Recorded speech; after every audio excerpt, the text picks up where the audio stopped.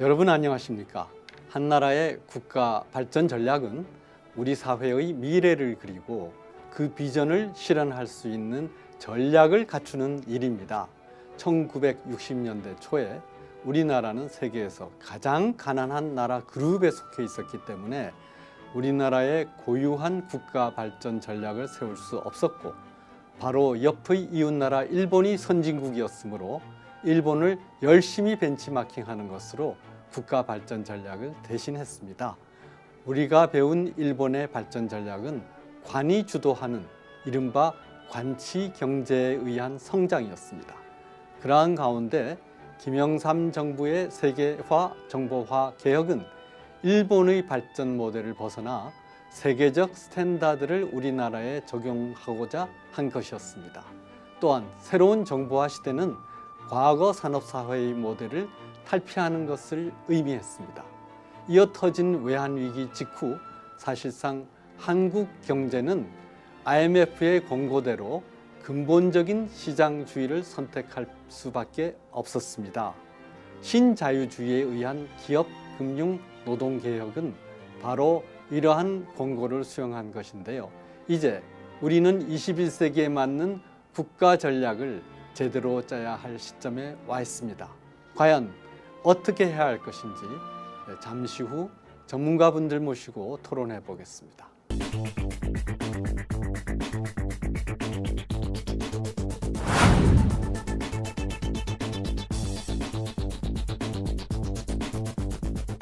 네, 오늘 이 자리에는 이홍규 카이스트 기술경영학부 명예교수님 나왔습니다. 안녕하십니까? 네, 안녕하십니까? 그리고 노부호 서강대 경영학과 교수님, 명예교수님이시죠. 이제는 나오셨습니다. 안녕하십니까? 안녕하십니까?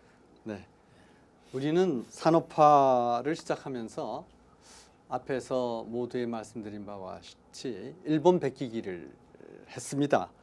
그런데 바로 그 모델을 개혁 개방 전략을 채택한 중국의 덩샤오핑 당시 실력자는 그대로 채용했는데, 덩샤오핑은 이 모델을 이른바 박정희 모델이라고 했습니다. 그래서 우리가 일본에서 수용한 모델이 중국에 가서 오늘날 중국의 급속한 산업화를 이룬 근본이 됐다고 할 수 있을 텐데요. 이제는 중국도 새로운 모델을 추구하고 있는데, 우리가 중국에 그 모델을 준 만큼 우리나라도 이제는 전혀 다른 걸 해야 되지 않겠습니까? 어떻게 생각하세요? 지금 말씀하셨듯이 중국까지도 시장 경제 체제를 이제 아주 완전히 확립을 했다고 생각이 되는데요. 최근에는 이제 북한에도 시장 경제가 굉장히 들어가 있다고 그러죠. 네. 그래서 어떤 의미에서는 세계 경제 체제가 시장 경제에 기반을 두고 있다는 건 이제 확실한 것 같습니다. 근데 이제 지금 말씀하셨듯이 과거에 이제 주로 동아시아의 발전 모델이라는 것이 어떤 의미에서 자본주의가 권위주의와 좀 결합이 된 그런 의미에서 이제 관치주도, 정부 주도의 발전 모델이었고, 그 정부가 주도해서 어떤 의미에서 선진 경제를 빠르게 추격하는 그런 이제 추격 모델이었다고 할 수가 있습니다. 네. 그런데 이제 우리나라도 이제 좀 전에 말씀하셨듯이 1997년도에 IMF 외환 위기를 겪으면서 소위 97 체제라고 그러죠. 97 체제라고 그러는 어떤 민간 자율의 어떤 새로운 체제가 어떤 의미에서 시작이 됐다고 할 수가 있습니다. 그러면서 민주주의가 진행이 되면서 권위주의 대신에 민주주의가 대체되는 양상이었다고 보여지죠. 그래서 어떤 의미에서 그런 의미에서 민주화가 깊숙이 진행되면 될수록 자본주의와 민주주의를 어떻게 결합시킬 거냐 하는 이제 그런 질문에 대답을 해야지 될 것 같습니다. 그런 의미에서 저는 과거의 그 모델이 어떤 의미에서 권위주의적 발전 모델이었다 그러면 좀 민주적 발전 모델로 어떻게 더 심화시킬 거냐 하는 것이 되겠고요. 과거가 선진국을 추격하고 선진국을 모방하는 일종의 모방적 모델이었다 그러면 우리의 독립적인 혁신 모델이 되는 그런 의미에서의 혁신적 모델이 돼야지 될 것 같고요. 그 다음에 과거가 경쟁 중심의 승자만을 위한 어떤 의미에서 배제적 그런 배타적 발전 모델이 그 성격이 굉장히 강했다 그러면 앞으로는 포용적인 좀 더 쪽으로 우리의 발전 모델을 새롭게 세워나가야지 되는 어떤 시대적 과제를 안고 있다고 할 수가 있습니다. 네, 이른바 이 오도넬이 얘기한 남미의 경제학자죠. 관료 주도형 권위주의적 모델. 그걸로 우리나라뿐만 아니라 1970년대, 80년대를 통해 가지고 이른바 아시아의 네 마리 용이라고 하는 한국, 홍콩, 싱가포르, 대만 이런 나라들이 다 이 산업화에 성공했고 그 중에서 유난히 이제 싱가포르가 한국이 크게 성공했는 케이스가 되겠는데요. 이런 그 권위주의적 모델은 더 이상 지속되기가 힘들고 시장 중심적인 모델로 가야 하는데 또 시장 중심적인 모델이 갖고 있는 여러 가지 이 시장 근본주의가 갖고 있는 문제가 있습니다. 이걸 잘 조화해 가지고 우리의 새로운 모델을 구축하는 것이 필요한데 경영학적 차원을 겸해서 우리 노부호 교수님 말씀을 해주시죠. 저도 이제 최근에 이제 싱가포르도 보고 독일도 보고 또 뭐 최근에는 스위스도 한번 저 갔다 오면서 스위스 경제는 어떻게 성공하고 있는가 뭐 이런 것도 좀 관찰하고 이랬는데 기본적으로는 우리가 시장 경제를 해야 되겠다 이런 생각을 합니다. 시장 경제의 그 장점이라고 하는 거는 이제 경쟁이죠. 경쟁을 통해서 이제 혁신이 이루어지는데 아까 이제 우리가 얘기하듯이 이제 그게 이제 배타적 성장이냐 포용적 성장이냐 이런 이제 말이 있기 때문에 이 시장 경제를 현명한 정부로 조금 이제 조화를 맞춰야 되겠다. 그래서 앞으로 우리가 가야 할 모델은 시장 경제 현명한 정부다 이렇게 생각합니다. 아까 싱가포르가 좀 권위적인 정부라 그랬는데 저는 이제 권위적인 정부이면서 싱가포르가 상당히 중요한 경제 발전 모델을 우리한테 제공하고 있다 이렇게 생각합니다. 싱가포르는 경쟁을 가장 중요하게 생각하고 그런 의미에서 시장 경제를 가장 앞세운 나라죠. 그래서 경제적으로는 이제 상당히 시장 경제에 가깝고 또 시장 경제에 가까웠다는 건 그 경제적인 측면에 상당히 민주화가 되었다 이런 말을 할 수 있습니다. 저는 이제 경제에 세 가지 측면이 있는데 결국 정부, 기업, 국민이라고 생각하는데 정부는 이 기업과 국민을 어떻든지 변화시켜서 기업은 경쟁력을 갖게 하고 국민은 좋은 국민성으로 경제에 참여하는 이런 모델이 좋을 것 같아요. 그래서 싱가포르를 보면 그게 좀 근접한 게 아닌가. 싱가포르를 보면 이제 고용을 굉장히 중요시해서 기업하기 좋은 환경을 만들고 기업의 경쟁력을 이제 높임으로써 이제 고용을 창출해서 제가 한번 지난번에 말씀하셨습니다만 정말 싱가포르는 복지가 고용이다. 가장 중요한 복지는 고용이다. 이런 측면으로 고용의 실업률이 엄청나게 낮은 거죠. 그래서 실업보험도 없고 오히려 이를 통해서 생계를 책임져라 하는 이런 원칙 같아요. 우리가 국가를 잘 이끌어 나가려면 제가 이제 독일에서도 그런 걸 느꼈습니다만 독일 가면 국민성이 좋잖아요. 그러니까 독일이 유럽 경제를 지배하고 있는 이유 중에 큰 이유는 그 국민성 때문이다. 이런 말을 많이 하는데 제가 스위스도 가봐도 그랬지만 스위스도 국민성이 아주 좋은 그런 현상이더라고요. 그래서 이런 이제 우리가 국민성을 좋게 한다는 건 결국 겉면 검소하게 한다든지 정직하고 원칙을 지킨다든지 또는 다른 사람을 배려하고 협력한다든지 이런 이제 기본적인 어떤 심성을 좋게 함으로써 이 시장 경제가 원활하게 돌아갈 수 있는 그런 어떤 밑받침이 되는 것 같아요. 그래서 저는 간단히 말씀드리면 하여튼 이 시장 경제로 가되 그래서 기업하기 좋은 환경을 만들고 고용을 창출하면서 동시에 정부가 국민의 어떤 국민성을 어떤 그러니까 심성을 좋게 한다 할까 순화시키는 그런 어떤 걸 함으로써 또 정부는 현명한 정부가 돼야 될 것 같아요. 그러니까 정말 해서는 안 될 일을 안 하고 해야 할 일을 하는 그 현명한 정부가 됨으로써 이 시장 경제를 보완하는 그런 역할을 해야 되지 않을까 이렇게 생각합니다.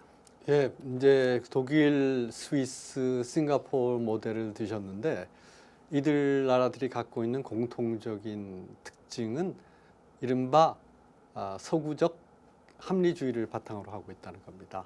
서구적 합리주의란 엄격한 법 질서를 바탕으로 모든 이 경제 참여자들이 합리주의에 근거해서 부정이 없고 그리고 모든 면에서 깨끗함을 추구하는 그러한 질서 위에서 경제를 추구하는 것인데요.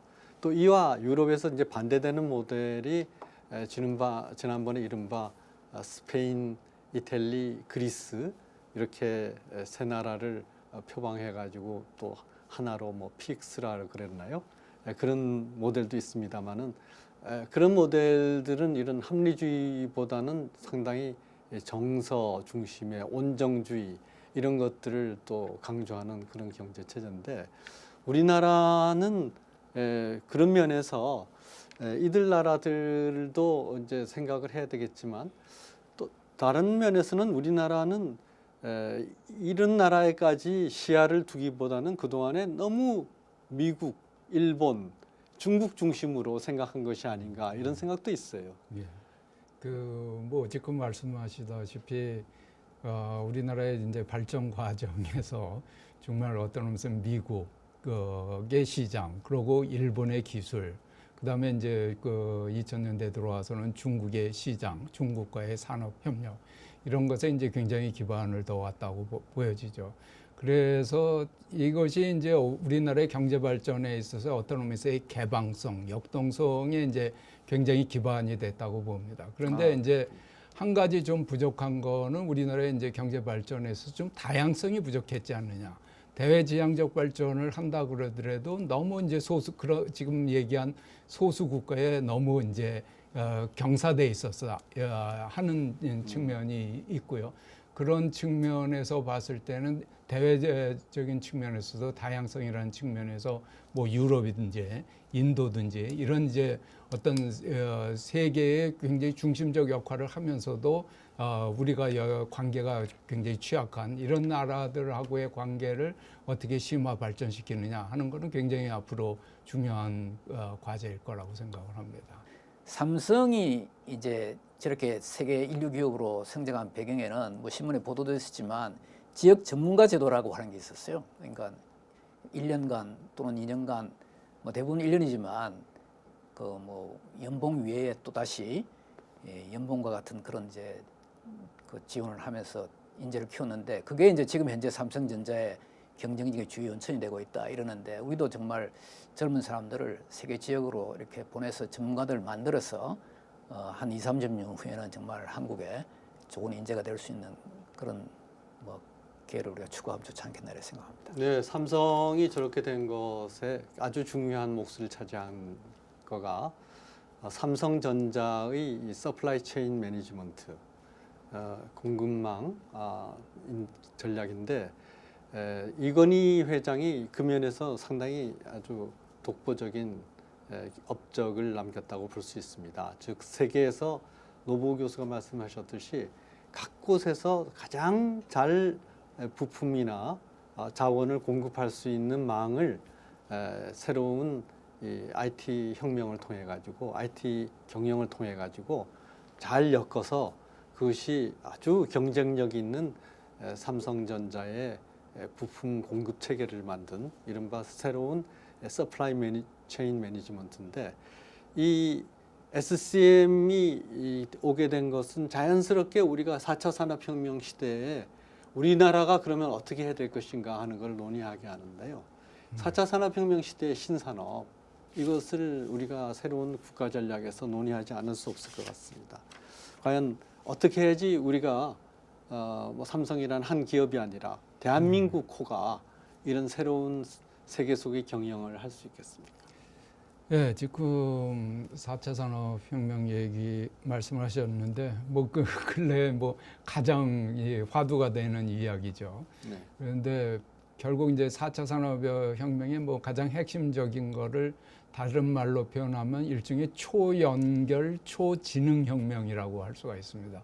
뭐 모든 소위 만물 인터넷 IoT를 통해서 모든 이제 데이터와 정보들이 서로 연결이 되고 그것에 기반해서 우리가 여태까지 인간이 할 수 있는 어떤 사고 능력에 기반한 여러 가지 인지적 활동, 그다음에 의사결정의 활동들을 인공지능을 통해서 또한 이루어지는 그런 것들이 이제 우리가 예견되고 있는 우리의 미래라고 할 수가 있는데요. 그런데 이거는 기본적으로 어떤 의미에서 산업과 사회에 굉장히 앞으로 큰 영향을 미칠 거고 그 변화가 굉장히 급격하고 와해적 변화일 거다 하는 것이 이제 대부분 학자들의 의견일 것 같습니다. 그런데 역사적으로 보면 기술 변화가 이제 산업과 사회에 굉장히 장기적으로 큰 영향을 미쳐왔는데 어떤 의미에서는 가장 산업과 사회의 가장 본질적인 어떤 동력이라고 할 수가 있는데요. 그런데 이러한 이제 새로운 변화가 일어났을 때 어떻게 되느냐 하는 걸 우리가 좀 주의 깊게 볼 필요는 있을 것 같습니다. 우선 변화라는 측면에서는 과거에 여태까지 역량과 어떤 시스템이 붕괴되는 측면이 있고요. 또 한 가지 측면은 새로운 시대에서의 일종의 뉴노멀이라고 표현이 될 수가 있습니다만은 새로운 역량과 제도를 만들어 가야지 되는 그러한 것을 어떻게 할 거냐 하는 과제를 이제 안고 있다고 할 수가 있습니다. 그런 측면에서 저는 한 3가지 정도라는 관점에서 좀 보고 싶은데요. 특히 이제 뭐 산업 경제적인 측면에서 좀 중심적으로 본다 그러면 우선 기술 역량을 어떻게 할 거냐. 기술 역량이 과학기술 역량을 어떻게 높일 거냐 하는 것도 한편 굉장히 본질적인 문제입니다만은 다른 한편으로는 그것에 맞는 인력을 어떻게 만들어낼 거냐. 그런 의미에서의 과학기술 혁명과 함께 교육혁명을 우리가 어떻게 빠른 시일 내에 달성을 할 수 있느냐 하는 것이 아주 큰 문제 중에 하나일 것 같습니다. 뭐 많은 이제 그동안 논란들이 있어 왔습니다만은 교육 문제가 지금 뭐 수십 년 동안 거의 계속 문제 제기는 되면서 답보 상태에 있거든요. 그래서 그러한 교육을 새로운 시대가 요구하는 교육을 어떻게 교육을 통해서 인력을 만들어낼 수 있지 않느냐. 근데 이것이 안 되면 결국 산업도 무너지고 사회 전체가 무너질 수밖에 없는 거거든요. 그래서 이게 아주 이제 아주 중대한 문제다고 말씀을 드릴 수가 있고요.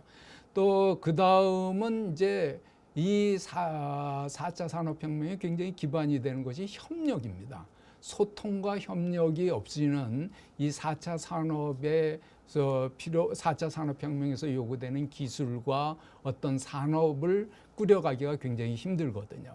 그래서 어떤 의미에서 이 모든 것들이 네트워크로 연결이 되고 서로 상호 의존적이 되는 구조가 되기 때문에 그런 의미에서 우리 어떻게 하면 서로 융합이 되고 서로 협력이 되는 그러한 이제 사회를 만들어낼 거냐 하는 것이 이제 그 중요한 과제인데 그런 측면에서 사실 냉정하게 좀 따져본다고 보면 우리 사회는 굉장히 취약한 것 같습니다, 지금.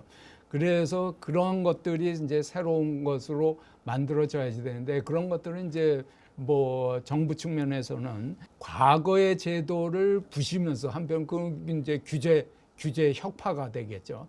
과거의 제도를 부시면서 새로운 시대에 맞는 새로운 제도를 동시에 만들어주는 그러한 제도 형성이 일어나야지 이 소위 4차 산업혁명이라는 것이 잘 진행이 되지 않을까 하는 생각을 하는데요. 지금 현재 진행이 되고 있는 거 보면은 미국과 서구는 뭐 우리 선진 경제라 그러니까 다른 게 치더라도 중국하고 비교하더라도 우리가 훨씬 더 그런 어떤 의미에서 지체가 되고 있다. 그런 의미에서 중국의 이제 4차 산업혁명과 관련된 인공지능이든지 뭐 드론이든지 3D 프린터든지 이런 기술이 사실은 우리보다 지금 훨씬 앞서가고 있거든요. 또 그것의 사업화에 있어서도 앞서가고 있거든요. 그래서 그런 뭐 규제 같은 거를 완전히 프리해 주는 것을 굉장히 정부가 적극적으로 하고 있고 그래서 그런 상태에서 중국과 지금 현재도 벌써 떨어지기 시작했다고 지적하는 목소리들이 많은데 앞으로 과연 어떻게 경쟁을 해가겠느냐 하는 참 굉장히 걱정이 앞서는 일이 아닐 수 없습니다. 예. 1996년 초에 우리나라에 코스닥이 설립됐습니다. 문민정부 시절에.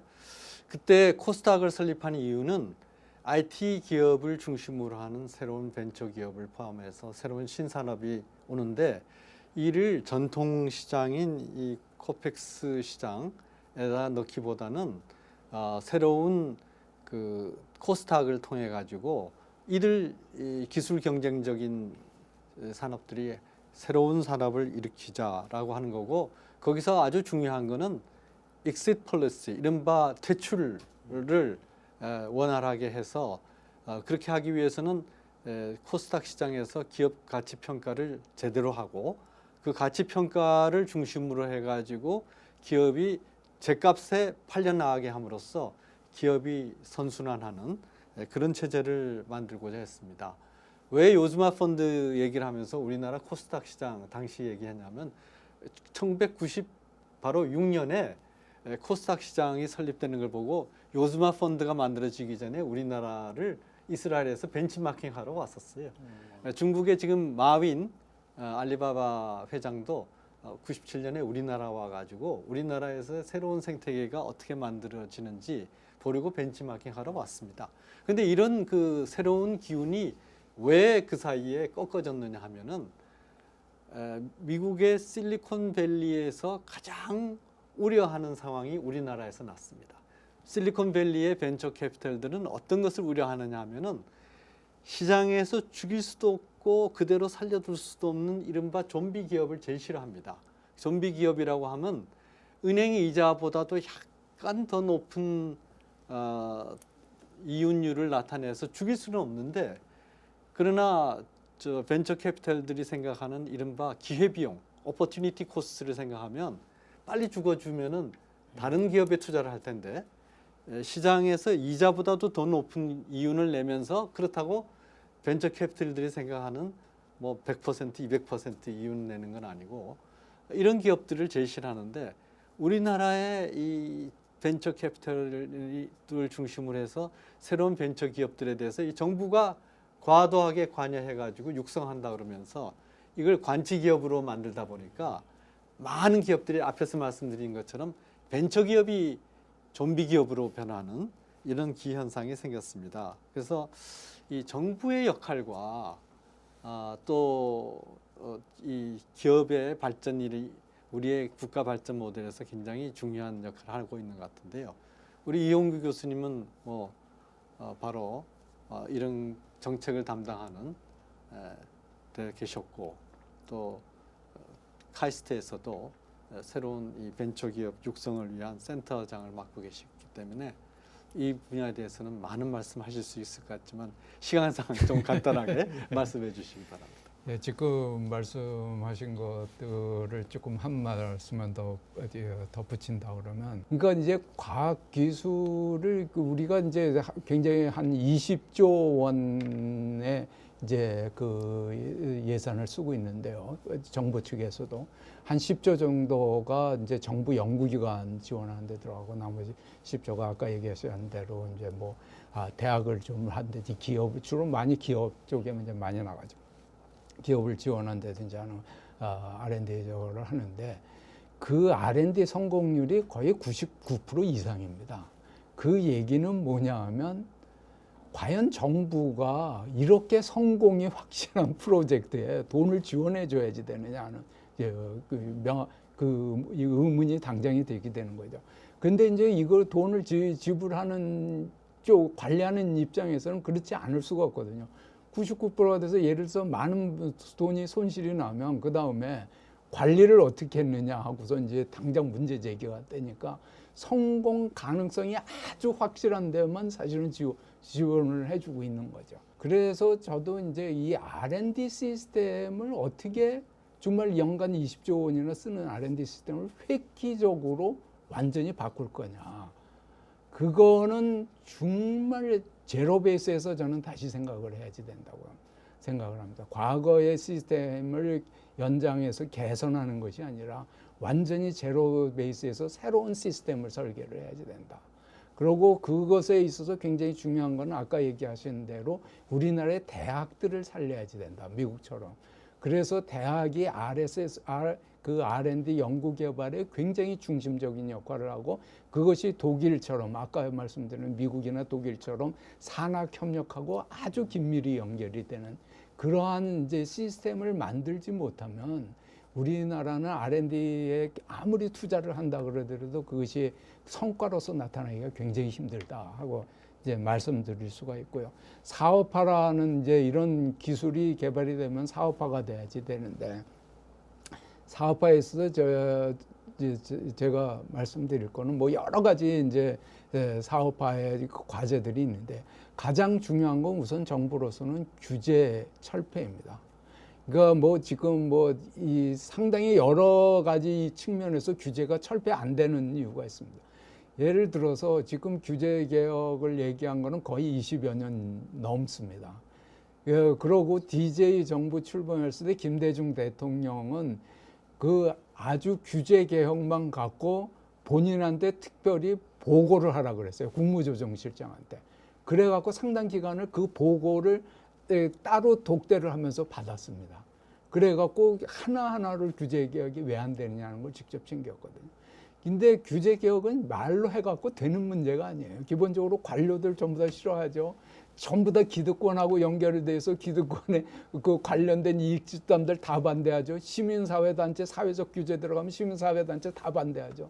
그거를 뛰어넘어야지 규제 개혁이 가능합니다. 규제 폐지가 가능합니다. 그러니까 그것이 이제 굉장히 어려운 문제다.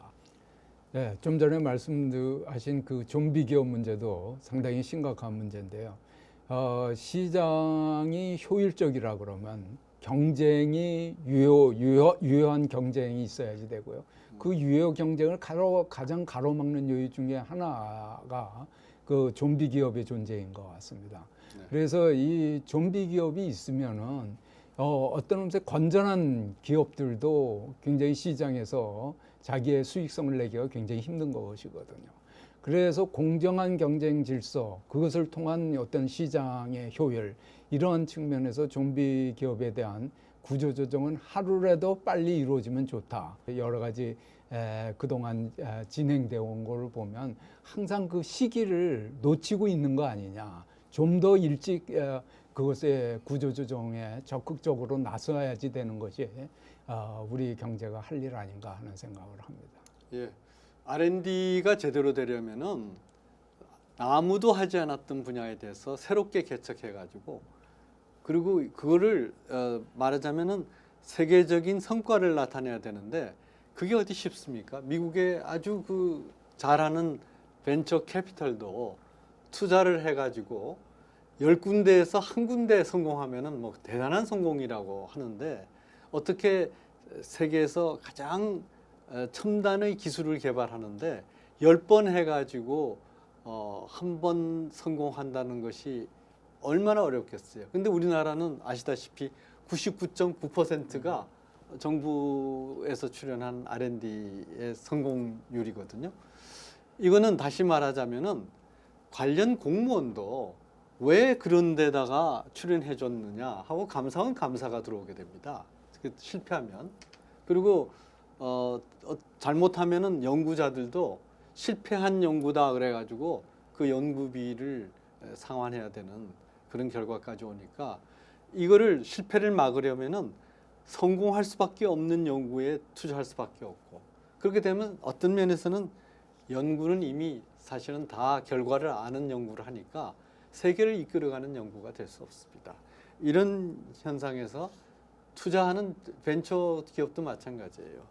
그 기업이 죽었다 그러면은 왜 실패한 벤처에 투자를 했느냐 하고 문제가 되니까 좀비 기업, 이른바 이 적당히 정부의 자금을 잘 받을 수 있는 기업들에게 투자가 이루어질 수밖에 없는 이른바 좀비 기업 생태계가 벤처 기업 생태계의 상당 부분을 차지할 수밖에 없다 이렇게 되어 있습니다. 그래서 이런 가운데서도 물론 정말 그 역량과 모험심을 가지고 새로운 영역을 개척하는 오늘도 이 밤을 새면서 하는 많은 분들이 있는데 물론 이렇게 밤새는 기업은 52시간 최장 근로시간제 걸려가지고 요새 문제가 될지 모르지만요. 어쨌든 이런 기업들이 우리나라의 미래를 밝히고 있습니다. 그래서 모두 다라고는 할 수 없지만 이런 상당히 많은 부분들이 위험을 피하고자 하는 데서 벤처라고 하는 것이 모험 아닙니까? 모험이라는 것은 위험을 감수한다는 얘기인데 위험을 피하고자 하는 것이 우리의 벤처 생태계를 가로막고 있다 이렇게 볼 수 있습니다.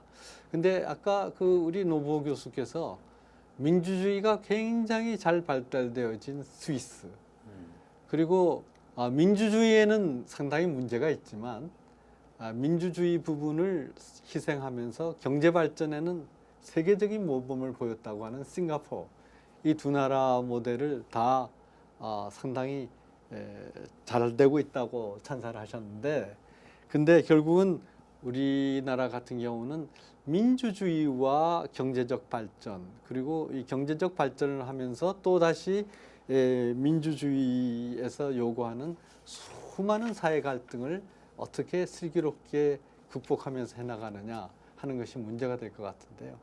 그 면에서 좀 두 나라 보시면서 어떤 모델이 적합한가 생각하신 거 있으세요? 독일이나 이거 스위스를 보니까 정말 그 나라는 정치 시스템이 참 안정이 됐더라고요. 네. 그러니까 정치 시스템이 안정이 된 이유는 국민들이 이 대화를 통해서 뭔가 합의를 잘 이루는 것 같아요.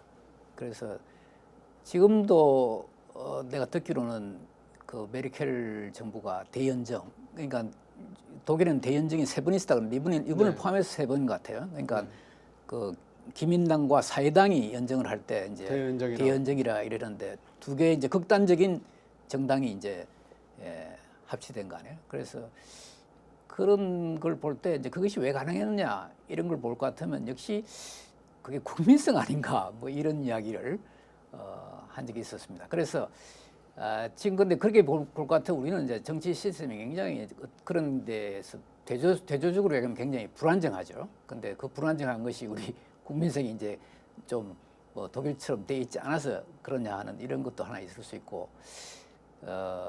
근데 이제 이러한 우리 같이 우리는 사실은 어떤 이념 지평이 굉장히 지금 넓은 것 같아요. 그러니까 남북 문제부터 비롯해서 경제 정책 문제까지 이념 지평이 넓어가지고 어떻게 보면 이게 합의가 참 이루어지기 힘든 문제인데 저는 이제 이런 문제를 해결하려면 누군가가 이 국가 비전을 좀 잘 설정을 해야 될 거 아닌가.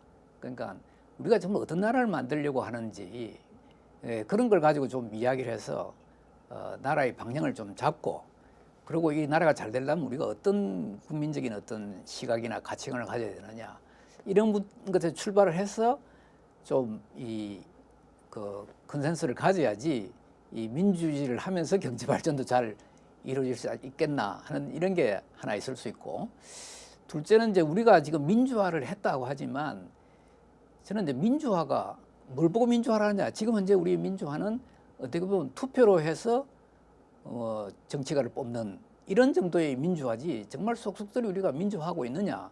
이렇게 보면 또 좀 의문을 제기할 수 있는 부분이 좀 있는 것 같아요. 예를 들어서 지금 현재 우리나라에는 정치가 모든 걸 지배하는 나라예요. 그러니까 상권 분립돼 있다 하지만 저는 상권 분립이 제대로 돼 있나? 어떤 때는 뭐 국민 여론까지 등장해가지고 사업부를 막 어떻게 하나 좀 인권 침해한다 할까? 사업부의 권한을 침해하는 거죠. 양심적인 판단을 할 수 없도록 이렇게 만드는 그런 경우도 있고, 또 민간에서 무슨 발언을 하면 정치권에서 그런 발언 말이야. 함부로 해서 되나? 이래가지고 또 그 사람이 책임을 지고 또 물러나는 그런 수도 있고 말이야. 이래 되면 이건 그러니까 형식적인 민주주의를 하고 있지만 속속들이 우리 정말 민주주의를 하고 있나? 이런 질문도 해봐야 될 것 같아요. 그래서 우리가 좀 제대로 된 민주주의도 하고 또 민주주의를 좀 제대로 하려면 그리고 경제 발전을 이루려면 뭔가 우리가 비전과 국민적 가치 이런 거에 대한 이야기를 좀 많이 해야 되지 않겠나 이런 생각합니다. 지금 굉장히 걱정스러운 게 여러 경제 지표들이 세계는 상향 지표인데 우리나라만 유독 OECD 30여 개국에서 하향을 그리고 있고 아시아에서도 우리나라만 지금 경기 전망이라든지 여러 부문에서 경제 지표들이 하향 방향을 가르치고 있는데 이 문제, 지금 현재 우리가 갖고 있는 이 독특한 침체 경제를 극복할 수 있는 방안이 어떤 것이 있을까요? 정말 근본적인. 어려운 문제라고 생각을 하는데요. 지금 뭐 말씀하신 거를 한마디로 얘기하면 우리나라 잠재 성장률을 보면 알 수가 있을 것 같습니다. 네. 1990년대 한 6%대였는데요. 지금은 한 3%대 이하로 뭐 전후로 이렇게 되고 있고, 뭐 서울대에 있는 한 교수 연구에 의하면 한 5년 정도 있으면 0%대로 간다 하는 거고요. 그런데 이게 뭐 회복이 될 전망이 별로 보이는 것 같지가 않아요.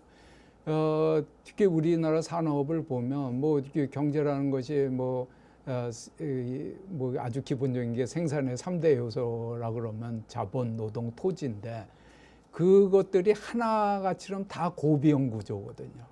그리고 생산성이 굉장히 낮은 구조거든요. 그것이 이제 지금 현재고요. 그 다음에 이제 우리가 저걸 경제 성장률 계산할 때 그 위에 자본, 토지, 노동 이외에 생산 요소 이외에 다른 것들을 총 요소 생산성이라고 그러는데요. 총 요소 생산성이라고 하면 뭐 쉽게 얘기하면 뭐 기술이든지 제도, 규율 이런 것들이죠. 근데 이것들이 아주 급속하게 떨어지는 것 같아요.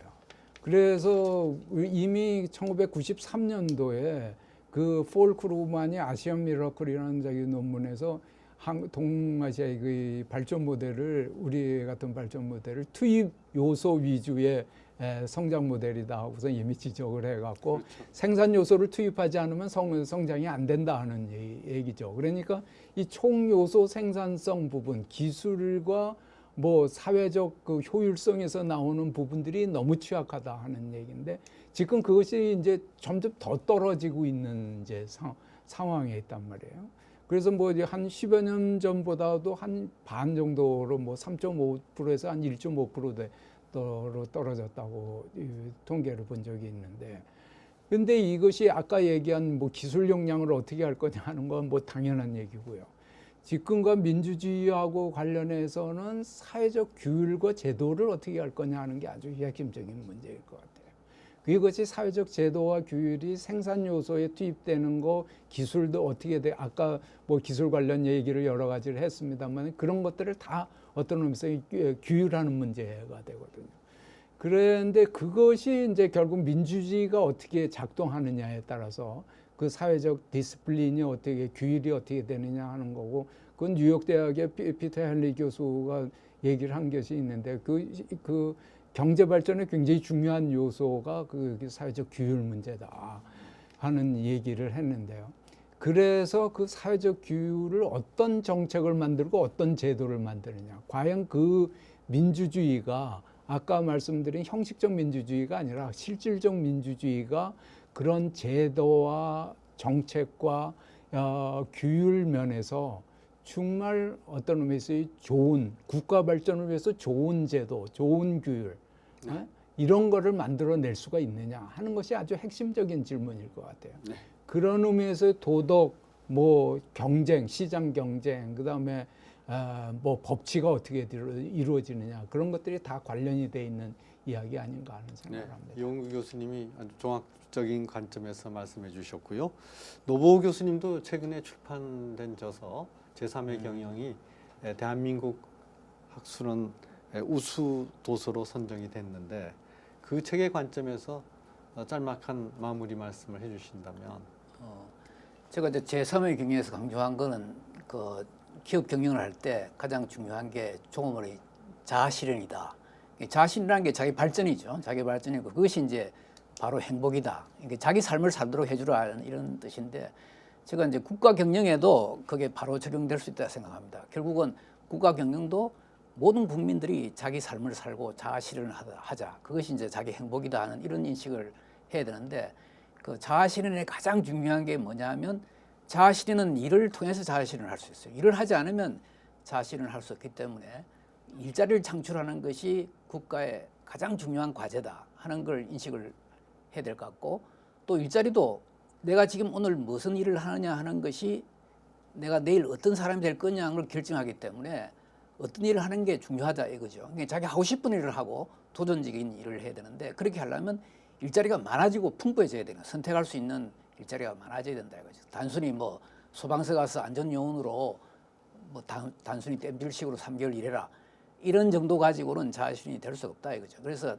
이 기업을 정말 활성화시켜서 일자리를 창출해야 된다는 게 하나고, 또 자아실현한다고 하는 건 이제 제3의 경제에서 하는 건 뭐냐면, 자아실현이니까 내가 미래에 어떤 사람이 될 것이 아닌 게 꿈을 가지고 일을 하는 거란 말이에요. 꿈을 가진다는 건 뭐냐면 자기 삶을 정말 열심히 살겠다, 최선을 다해서 살겠다 이런 이야기 아니에요. 그 최선을 다해서 살겠다는 건 사람이 벌써 열정과 애정을 가진 사람이 돼야 돼요. 그러니까 자기 일에 열정, 그러니까 열정 가진다는 건 일에 몰입할 수 있는 그런 이제 분위기를 말하는 거고, 애정을 가지라고 하는 건 일이라고 는 혼자 할 수 있기 때문에 다른 사람과 협력해서 해야 되는 거 아니에요. 그래서 애정을 가진다는 건 다른 사람과 협력해서 일하는 거죠. 그래서 이 자아실현이 요구하는 삶이라고 하는 건 뭐냐면, 내가 하는 일을 정말 몰입해서 잘하고 또 다른 사람과 협력해서 일을 하겠다. 다시 말해서 이 삶을 최선을 다해서 살겠다고 하는 이런 마음의 자세를 가져야 되기 때문에, 정치 지도자들은 젊은이들에게 꿈을 심어주고 정말 열정과 애정을 가지고 살 수 있는 어떤 정신적인 기반을 제공해 줘야 되는 거죠. 지금 세상이라는 건 정말 넓고 할 일은 많은데, 여러분들이 열정과 애정을 가지고 일해서 세계적으로 뛰어난 사람이 되고 국가를 대표해서 또 이 사회를 바꾸는 젊은이가 되라. 이런 식으로 젊은이들에게 꿈과 희망을 심어주면서 정신적인 자세를 심어주는 것이 지도자의 참 중요한 역할이 아닌가. 저는 이제 요즘 이렇게 보면 우리나라 젊은이들이 정말 이 국가 정신이라고 하는 게, 아까 우리 저기 잘 살아보세요 하는 그런 시대에는 뭔가 애국심이라고 하는 국가적인 정신이 있었다 이거죠. 그런데 지금 우리 젊은이들이 어떤 국가 정신을 가지고 그러니까 삶에 임하고 있느냐 이런 걸 볼 때 정부가 너무 이 젊은이들이 꿈을 가질 수 있는 비전이나 그런 분위기를 조성해 주고 있지 않은가 이런 생각을 합니다. 그래서 뭐 그런 두 가지 점에서 제3의 경영 관점에서 말씀드리고 싶습니다. 네, 오늘 토론에는 이홍규 카이스트 기술경영학부 명예교수님 나오셨고요. 또 노부호 서강대 경영학과 명예교수님 나오셨습니다. 두 분께 감사드리면서, 우리나라는 1960년대 불균형 성장 전략을 선택해서 오늘의 번영을 이루었습니다. 중소기업을 육성하여 자연스럽게 대기업으로 성장하는 전략이 아니라 세계 시장에서 경쟁력을 갖춘 대기업 중심으로 수출 주도형 공업화 전략을 추진했습니다. 1971년 대통령 선거 때 쟁점이었던 고속도로 건설이 먼저냐, 전 지방도로 포장이 먼저냐 하는 갈림길에서 고속도로 건설을 먼저 선택했던 것입니다. 이제는 다른 모델을 돌아볼 때가 되었습니다. 전국의 전 지역이 골고루 발전하고 금융과 산업이 상보 관계에서 발전하고 소프트웨어 부문과 하드웨어 부문이 균형 있게 발전하고 대기업과 중소기업이 균형 발전해서 히든 챔피언이 세계에서 가장 많은 독일식 발전 모델을 이제는 고려해 볼 때가 됐습니다. 그렇게 함으로써 경쟁이 중요한 시장과 사회적 연대가 중요한 공동체가 같이 발전할 수 있는 제3의 길을 모색할 수 있을 것입니다. 감사합니다.